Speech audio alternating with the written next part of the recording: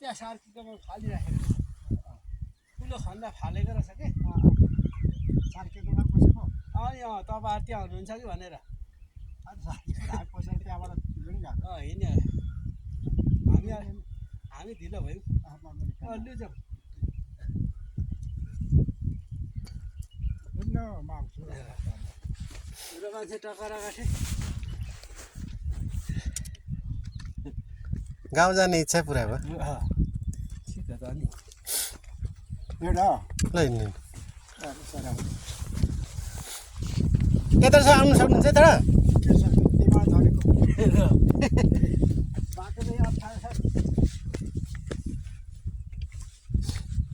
लड्नुहुन्छ है आमा त अघि पुगिसक्नु हो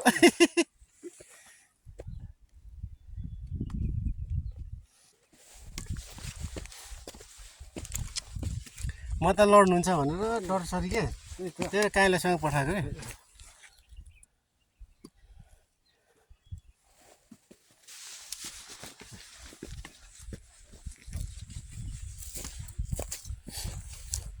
सास त बढ्दैन रहेछ नि त कहाँ यत्रो अरू त हिँड्छ त नि फ्या गरेर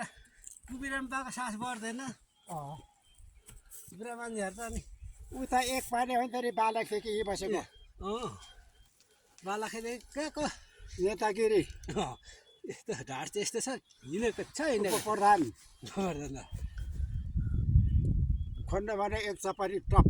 के को दुई चप्परी खनेदेखि भागिहाल्थ्यो बुढो हो र म थाहा पाउन त अनि अहिले चाहिँ खन्छ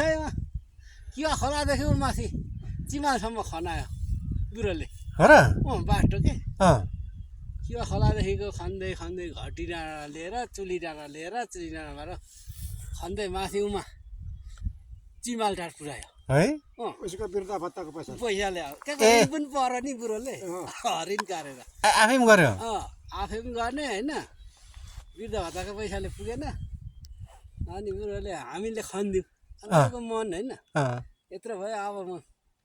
सेवा गर्छु भन्छ तिनचोटि उ चाहिँ अब सागो लाग्यो बगाएको छ फेरि लाउँछ सागो लाउने बाटो खन्ने काम गर्छ सबैले पहिला सागा लगाएर त्यो चन्दाले घरमा नि अनि अहिले यसो गरेपछि कोही त बुढो घरमा काम नगर्ने यसो पसल गर्ने राजनीति गर्ने